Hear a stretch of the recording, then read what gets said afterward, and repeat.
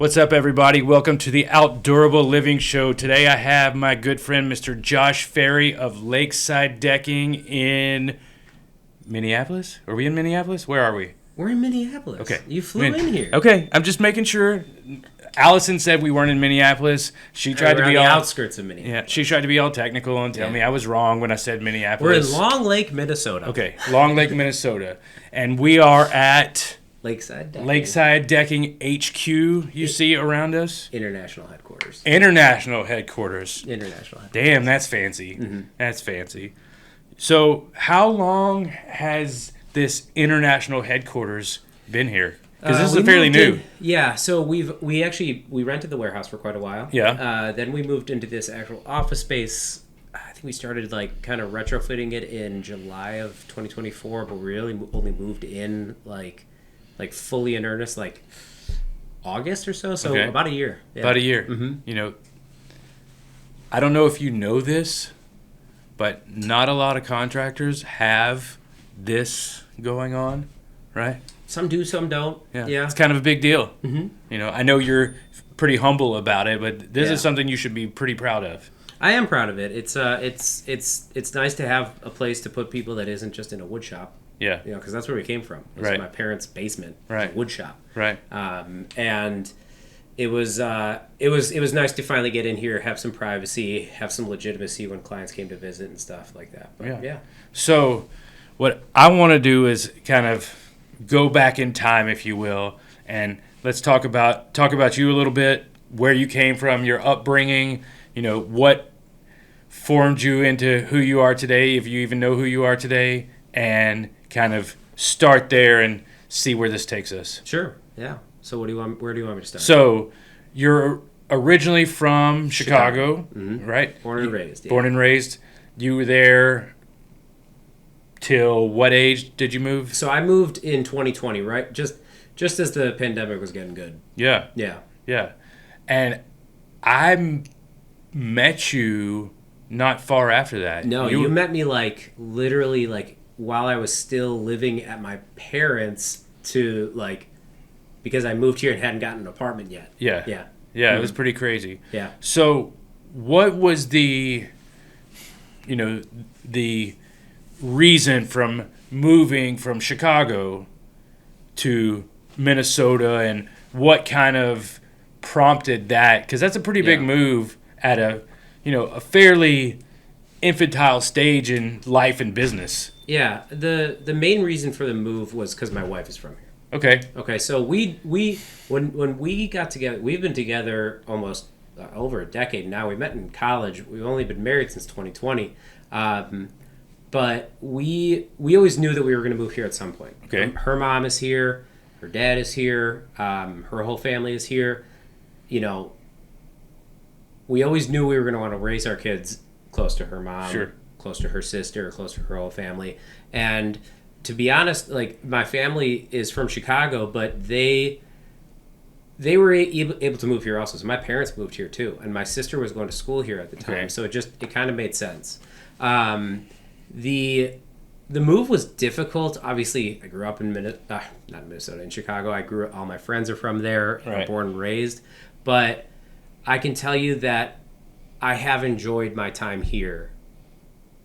I don't want to say much more, but at a very high level, because there's just a lot of great things about Minnesota. People make fun of me. Oh, you move somewhere colder? Yeah.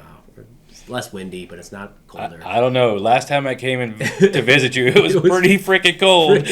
Yeah. So we happened to get a blizzard right when you came. Right. Sorry. It was supposed to be 60 degrees all week, and then the day I show up the next day, 8 inches. Yeah. I'm like, what the heck is this? Get me out of here.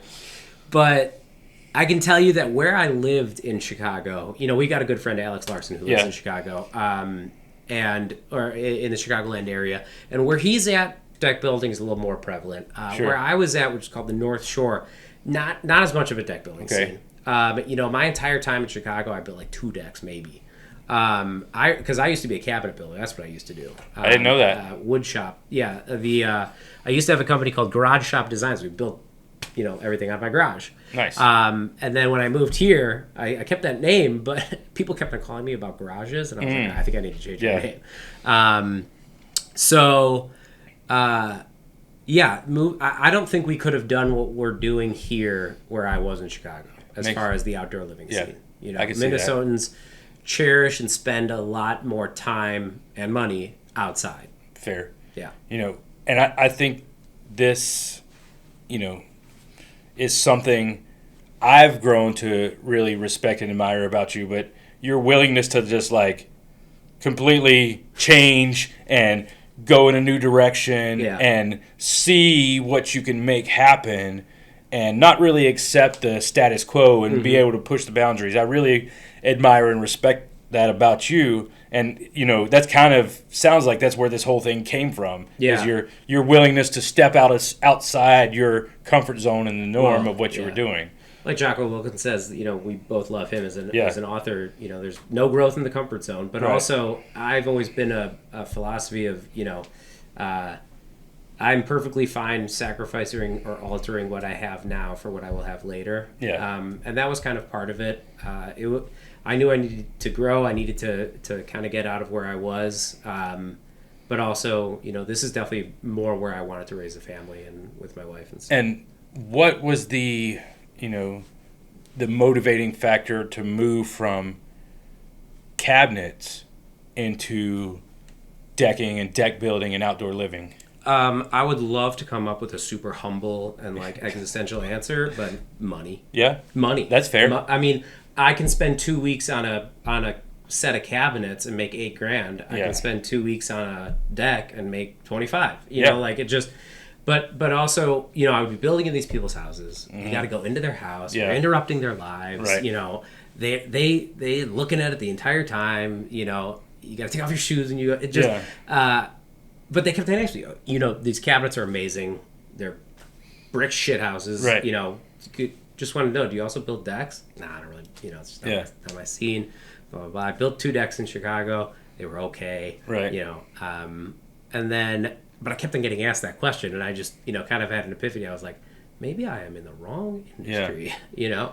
Like, so I was like, okay, what if I thought about it differently, and I took my love of craftsmanship and precision and brought it to the deck building space. Yeah. You know, took all the fine woodworking tools that I had and used them on decks. And that's kind of the reputation that we built up, where just, you know, precision. Yeah. You know, nice clean cut lines, which I think is very popular in the deck building world. But using more of like less industrial but more fine woodworking styles has been super awesome for how we build. For sure. And next, I want to fast forward a little bit, and we might go back to some of the growth you've seen in your business and some of the things that I think are really, really cool if we get time. But really fast forward to today where you're at. You've come a long way from working out of a garage, right, or the back of a warehouse to having all this. And, you know, we just left an opportunity where you just trained 25-ish, maybe 30 contractors how to build a steel frame deck. Like, that's a pretty big change in just 5 years, right? Yeah. You guys have come a long way. We have. And just like any company, I consider our growth trajectory to be more like a heartbeat. Yeah. You know, and you know, if we listen to this podcast in 4 years, I'm going to remember, like, this is one of the downtimes for us, actually. Yeah. This is one of those, you know, got to get on our way back up times. But I never want to take my eye off of the things that, like, I think are laying a foundation for a really good business, which is networking and relationship building and getting your name out there and stuff like that. You know, you never know when I'll run into one of those guys at Deck Expo or something, and they're going to be, you know. So that's just a little tidbit of why I like doing the things that we're talking about now. But yeah, we've had a really great kind of rise, and I would attribute a tremendous amount of that, you know, to obviously the hard work that I was willing to put in, but also my team was willing to put in. Sure. It's like hiring people who were A players and wanted to see this thing grow just like me. But then obviously there is also the academy, joining the Legacy Decks Academy and kind of getting that fast track to avoiding mistakes and Sure. problems. Not that we don't. Right. But having that kind of shoulder to cry on or boost upwards when we're trying to get over that wall has been super helpful with Chris and Amy. Yeah, for sure. I see so many people who, whose lives and businesses have been impacted by those two, for sure. Me as one of them. But I also see a lot of your growth, at least from my perspective, that you see and have seen in your business is because of what you have done and are doing in your personal life to grow, right? Absolutely. But I also came into it like there were several like key things that at my kickoff with the academy, for instance, I told Chris a few things. Number one, if I'm paying you, answer my calls. Yeah. Just kind of joking, but like, yeah. I'm going to have questions and I need them answered. And right. he jokes around with me. He's like, I don't think anybody asks as many questions as you ask. This is true. You got to ask questions. But I think that's how we grow. Some people are afraid to ask questions because they'll come off as stupid or right. Get rid of that. Yeah. Like you said today, no stupid questions, only stupid people. Right. And stupid people don't ask questions. This is true. So there's that. But also, I came into it with the mindset of I'm coming to you for your knowledge, so that it's clear that I don't know something. Mm-hmm. So number one, I'm going to come into this extremely coachable. You're right. Okay. And then number two, I will do as I'm told. So and that's a really hard place, I think, for a lot of contractors to be in. I think it's I'll do as I'm told. If you tell me that this is how to hire people properly, who am I to tell you that that's wrong? Oh, I've been doing it this way forever. No, I will do as I'm told. I think that's a hard place for a lot of just men in general. I think so too. Yeah. We are just ingrained in us. We have to be this. It's like our fear of asking directions. Right. Your wife's sitting there like, you should ask directions. Do as you're told. Like, go on this route, not this route. No, I got it. I got it. We have to, not only that, but also it really goes into people in sales too. You have to have this amount of bravado and confidence to walk into a sales consultation and present, I know what I'm talking about. Right? Mm-hmm. And it's hard to turn that off sometimes and to be vulnerable to a point where you can take that coaching and really make the changes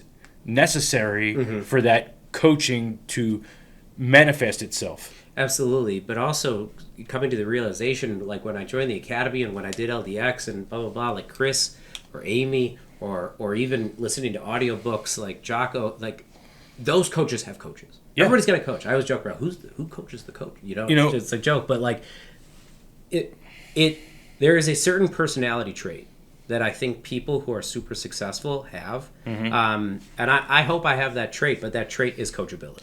It's funny you say that. I looked at something one time because I definitely don't have it all figured out for sure. And I have thought for a really long time, like, coaching is something you need when you're a kid and when you're first starting out. And when you don't need this as a 40-whatever-year-old dude. Yeah. Like, I don't need a freaking coach. And then I saw something that it was Tom Brady. Love him or hate him, right? He's one of the best ever. Tom Brady, in the last few years of his NFL career, had 6 coaches outside of his coaches from his team. Yeah. Like, if you're the greatest to ever do it and you still have 6 coaches. It's like when I hear about interviews with like Tiger Woods. I got my swing coach. I got my workout coach. I got my and that was a light bulb in my head. I was like, yeah, Tiger's got coaches, and different coaches for different things. Yeah, because you got, and then he's got his nutritionist and his this and like all of this team of people helping him succeed. Yeah, and it's like if you're not willing to basically put yourself out there, then number one, I don't think. I mean, some people figure it out on their own. Yeah, it either just takes them a lot longer or it costs them a lot more money. Yeah, or they're just not willing to get out of their own way, and hey, that's fine. That's going to happen. But I just didn't want to be one of those people. Yeah. I and not only that, I was like, if somebody's already figured this out, I should just listen to them. Why waste my time figuring this out? Yeah. And not everybody's willing to do that. No, but I I think I know a lot of deck builders who have succeeded beyond, without needing that. Sure. And I that is great.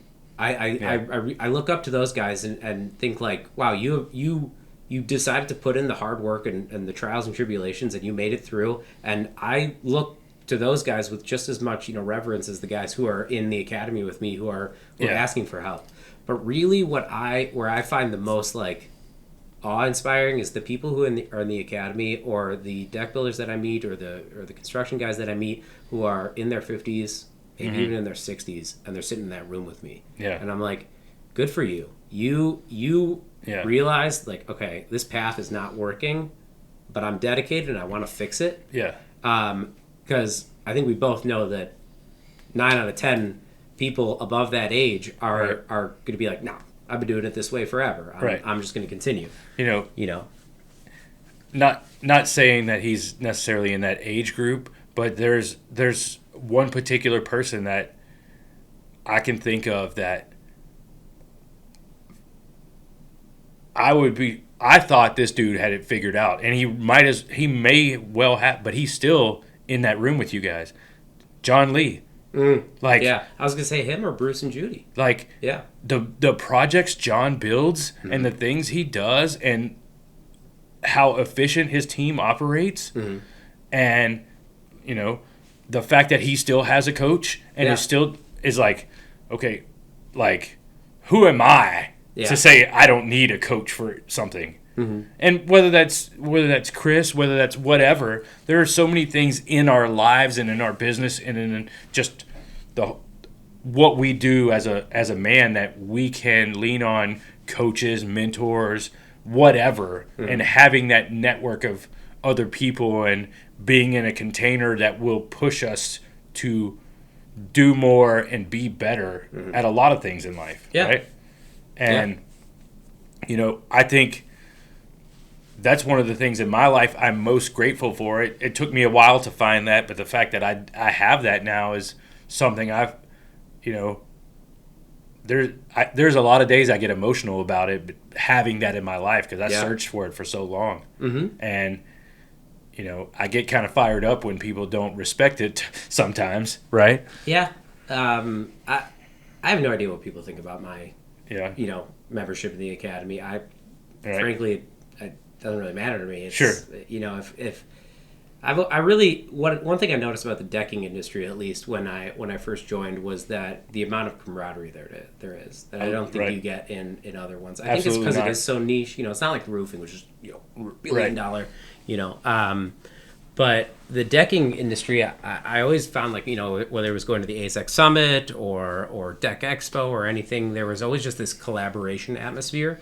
So I never really thought too much about what other people think about me being in the academy, and it made no real difference. And I think part of that collaboration and camaraderie you're talking about is there is enough craftsmanship and uniqueness in what you're doing to be able to add value to almost everyone else around you in the industry.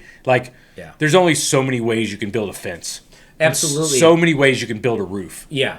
And not only that, like, do you think me telling other people how I can, the different ways that we cut our track, with our track saw, you think that's going to lose me business? No, it's not going to lose me business. Right. Like, I'd rather share, I guess. But also, like, what is that saying? Like, rising tides lifts all ships, you know? So it's why I never like to say I let other deck builders from Minnesota in the academy. It's not up to me. That's Chris's thing. But for instance, if more people were building with steel, it would help me sell more steel. Yeah, absolutely. Absolutely. It's part of the reason we did the masterclass. Exactly. And it's the same thing with, if you ask me, with business. Like, if we're all better, then we're all better. Right. Yeah. Touching on the masterclass we just did, how cool is it that we had people come all the way from Arizona in the middle of the building season, all the way to Minneapolis or Long Lake or wherever we are to learn about steel framing and how to be a better builder? Well, I think that really speaks to a few different things. Number one, it speaks to this notion of this is the way I've been doing it forever. I'm going to use these same materials. I'm not going to adopt new ones. I think that's really slowly but surely starting to fall by the wayside. I would agree with that. So you've got people who are literally yearning for that like knowledge of new and exciting products, so that they can be offering more.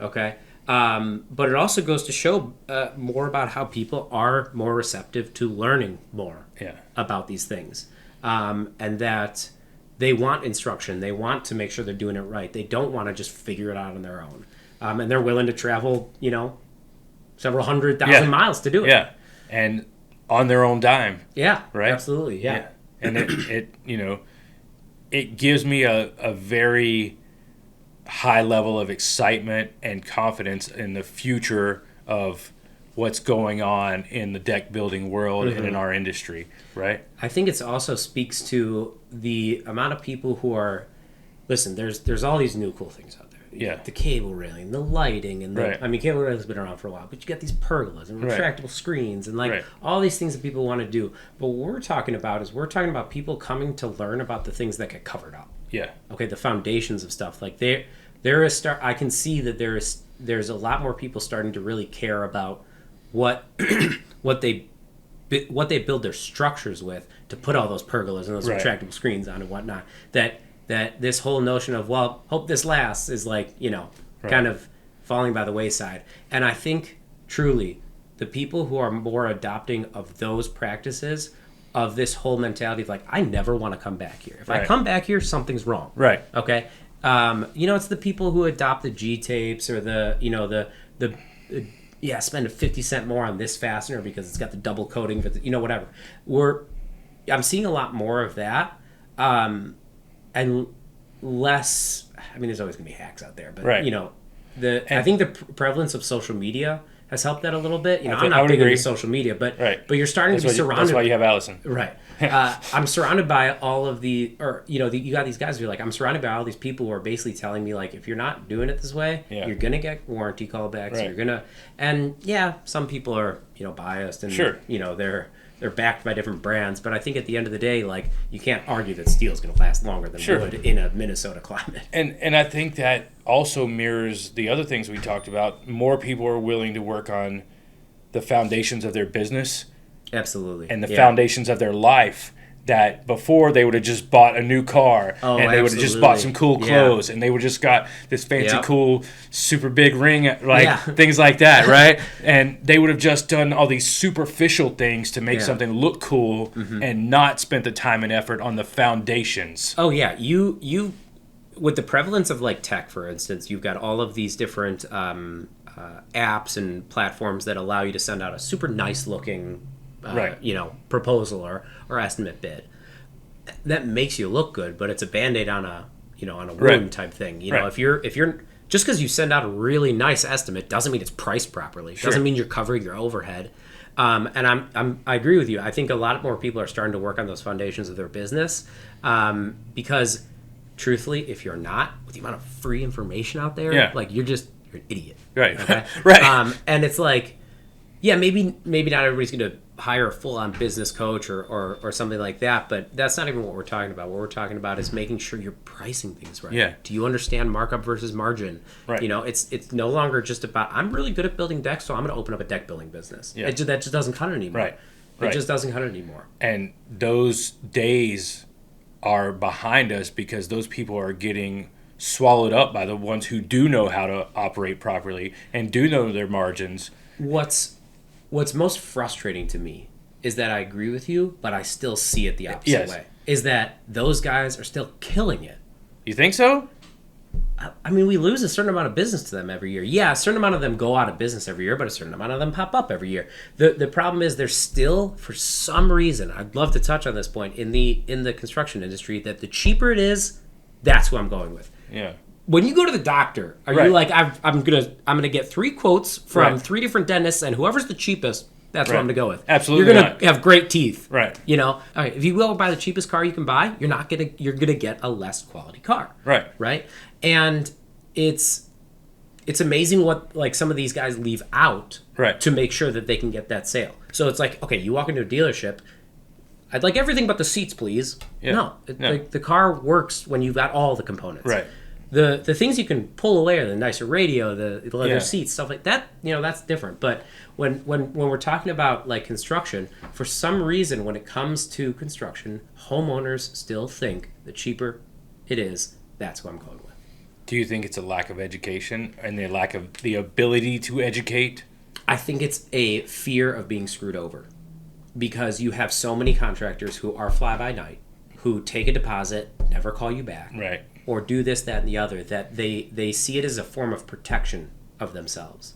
That if this guy is $10,000 less than the other guy, you know, shit, if either of them bails on me, at least I'm not out that much more money. And do you think that comes from how many contractors operate out of a scarcity mindset and don't know how to properly charge their customers, so they're just flying by the seat of their pants and they're afraid to lose a job? Yep. So because they're not paycheck to paycheck, they're job to job. Right. Yeah. So they're willing and to either lose money to win the job, or they don't even know if they're losing money. They just know, if I'm $10,000 less than this guy, I'll win this job. And absolutely. They don't even know if they're making a profit or not. It's like that whole knowledge base of like, you can either have cheap, fast, or quality. Right. You can have, two. You can't have three.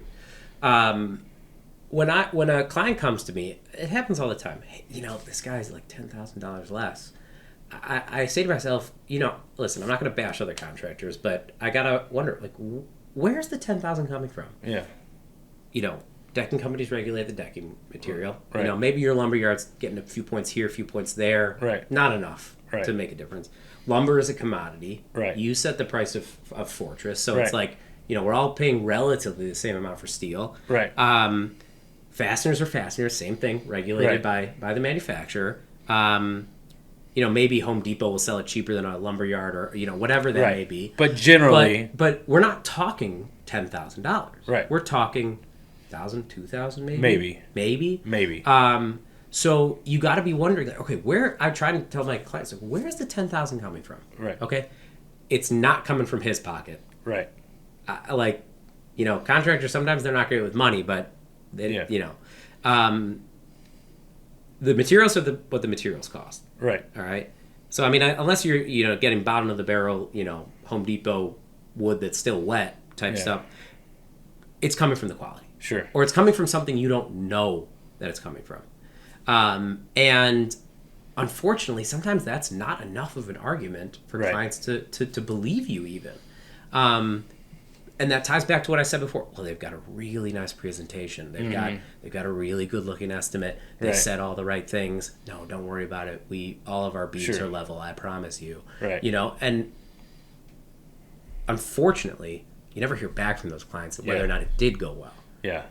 You know, our good friend Mr. Nick Stevens has a story about he called a customer the other day, something like 6 months or a year after, to just check on. And they're in a lawsuit now. And they're in a lawsuit, right? Yep. And he couldn't get a lot of the details, but it's just like one of those things. Somebody went, and we all hear the stories of they went with a cheaper contractor, then call you back in 6 months to fix it, and it cost them more. Absolutely. And it's like, how many times are you going to do this and let this keep happening, Mr. Homeowner, before you realize, like, cheaper is not better? I think it's also something to point out is, like, you've got this in every industry. It's not just the deck building. No. It's not just the construction industry. You got people who scam the people everywhere. Right. Okay? You think all car salesmen are, you know, standing citizens? You think all doctors are upstanding citizens? Like, it's not just... But for some reason, like, it is so prevalent in the contracting world because of that,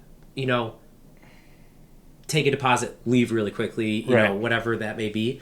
But I always talk to my clients, you know, the ones that are open to listening about, you know, you always hear about these contractors who are fucking people over. Yeah. You never hear about the homeowners who are fucking people over. Right. And they do it a lot. Yeah. You'd be shocked at what people try and get away with not paying for. I saw something on Instagram this morning custom home builder let an individual move into a home because they lost a parent, single parent, 3 kids. They lost one of their parents, let them move into the home early, and is withholding $60,000 payment to this contractor. Yeah.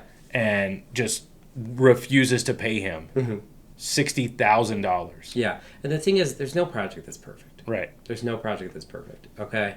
I could be building a deck on a brand new house that literally has not even been lived in yet. Yeah. You know, I'll find that the home builder didn't flash properly, and now we've got a rotted rim board.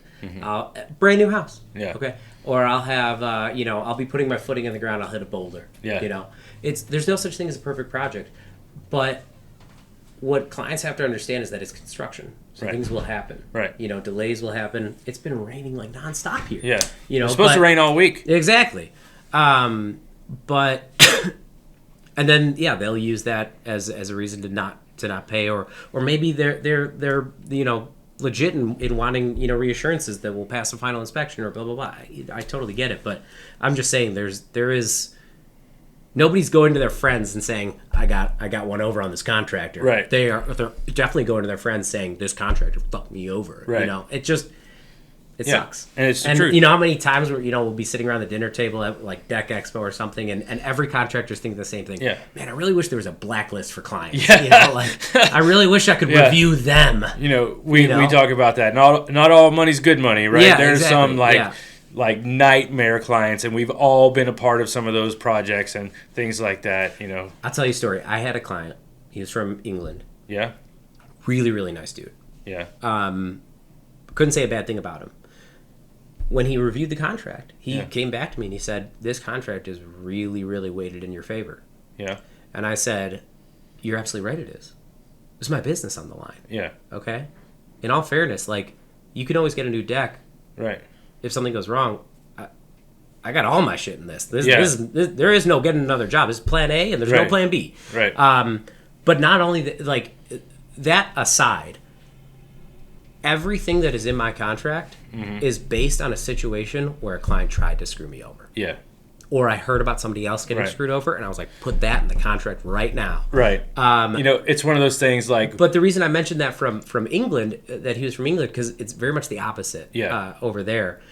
He's like, here I get it, that the weight, the favor is on the contractor side. And I was like, no, you do realize, like, when I pay my licensing fees and other things, part of that goes into basically a pool of money called the Contractor Recovery Fund that you can tap into whenever you want. That's for, legal services to come after me if I screw you over. I don't have that. Right. Okay, so it is not weighted in my favor. Trust me. Yeah. This contract is the only thing I have to protect me, other than, there's some laws out there. But that's one of those things like the McDonald's having to put a warning that their coffee is hot. Exactly, right? yeah. Because some idiot burned themselves with coffee and sued McDonald's, Absolutely, right? yeah. So it's unfortunate you have to put that in your contract, but it's happened somewhere. You want to know something crazy? I have to put in my contract that I'm able to stop work if I'm not getting paid. But if it's not in the contract, I can't stop work for not getting paid. That's wild. Yeah. Wow. So we talked about the past of your company. We talked about the current environment situation. What is the future of Lakeside Decking, and what do you see coming on the horizon? So last time we were at, this is a little bit of a story that will lead into my answer. Last time we were at the Academy for our quarterly, Amy gave a really good speech about pivoting. Yeah. Things aren't going well. You don't just give up. Right. You don't just keep on weathering that storm. Good leaders pivot. Yeah. Okay. Right now, Lakeside Decking is in a pivot mode. Yeah. We need to figure out who we are and how we want to deliver to clients. We've had a really big growth period, but there's growth pains. So now we need to solidify our base and pivot in the direction that we think is best for our company. The future for Lakeside Decking. So the reason I bring that up is because right now my future looks like solidification. Mm-hmm. But in the future, I would love to see a scenario where we're, building X number of decks per year, hitting our revenue targets, but also are able to provide more services to our clients, whether that's landscaping, pools. I don't want to bite off more than I can chew too quickly. Right. But we've had great success with clients who only have to go to one person. Okay. Fair. And if I have to hire a patio guy and hire a pool guy and hire a roofing guy and number one, I lose a certain amount of control. Number one, it costs the client a certain amount, more money. Sure. But also, I just want to be able to provide that high-end outdoor living package for the backyard. So I don't really know what it's going to look like, but I know that it's going to be more than just X. Yeah. I like that. That's exciting. And I made sure that the domains were taken so that I can be Lakeside Plumbing and Lakeside HVAC just in case. That's funny. There's a company that we do some business with in California that has that under their umbrella. They have an outdoor living company, but they also have a roofing company, and they also have a plumbing company, and they also have a pool company, and they have 5 or 6 companies that are all under the same parent company, so they can do your entire construction project, start to finish, total house, everything you want to do from one company. But I can tell you that right now, maybe my ideals will change in the future. I don't want to be anywhere but the backyard. Yeah. Right now. Landscaping, we can do landscaping in the front yard, but I really don't want to be inside. Yeah. Right now. That's fair. I'm not a custom home builder. Right. I don't really want to step into that space. At least as of right now, I see our future staying outside. Yeah. Yeah. I can see that. And, especially... Niches get riches, right? Yeah, that's a good one. Yeah. There's a different phrase that sounds a little bit like that I use very often, but I like that one. Yeah. And I think that there's a level of peace and comfort in knowing what you're good at and maximizing your potential in that thing. Yeah, and you'd be surprised how many clients when they're like, "Hey, do you also, could you do this on the interior or whatever?" Nope. Yep. I don't come inside. Yeah. I'm a specialist for the outside. There's a level of okay, I respect that. You're good at what you're good at, and I could come in and try to do your drywall. Right. Not really good at it. Well, that is a whole nother episode, but the ability to say no sometimes. Yeah. I think I'm still learning how. Right? Yeah. We struggle with that as men a lot of times and in life, but the ability to say no is so freeing. Yeah. Right? Yeah. So, especially when money is on the line. That's really difficult to be. I've gotten myself into a lot of trouble before where I'm like, we can do that. Yeah. Yeah. Oh, absolutely, we can do that. Okay. Well. Yeah. Probably shouldn't have done that. Yeah. Well, Josh, I appreciate your time. I know you have a lot going on. Feel like we have spent a lot of time together in the last 3-4 weeks. Right. We had a whole week together. Right. We had a week together in South Carolina. Then we had another event right after that in South Carolina, and then now we're doing the master class here. It's like a lot of things, but I wouldn't change it. I appreciate the circle we have. I appreciate that you're in it, and I really like seeing all the cool things you're doing. Thank you. And your willingness to push the boundaries, but also really examine yourself in your places where, right, wrong, or indifferent, you feel you're deficient, even though you may not be. Yeah. And not a lot of people are willing to be that introspective and really do that. And I think that's a big reason why you've seen the success you have and the growth you have is your willingness to really examine your situation, good or bad, and pivot like you just said. So I think that's really cool. Thank you. I appreciate that. Yeah.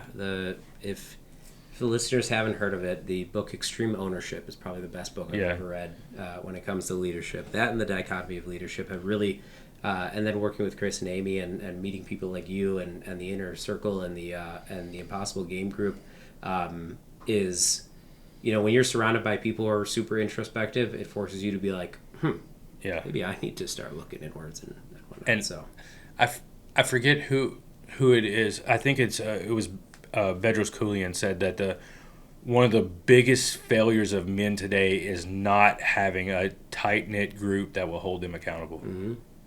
Yeah. And in our group that we're in, you see the success people are having together from being in a group like that versus the people around us who have no network, no group, no container that they're in, and it pays dividends. Mm-hmm. Absolutely. Mentally, physically, spiritually, emotionally, financially, all the things. Yep. Right? Yeah. So if I would leave anybody with something, I would say, as our friend Brad Rooks and, Buffalo mentality likes to say, is find your herd. Yeah, right? Absolutely. So yeah, I think we found ours. So I think we found ours as well. So appreciate you, man. Appreciate your time. Like I said, it's really exciting to see what you're doing and what you have going on. Happy to be here. Thank you. So, thanks, everyone. Thanks for joining the Outdoorable Living Show here with Josh Ferri of Lakeside Decking. We'll see you next time.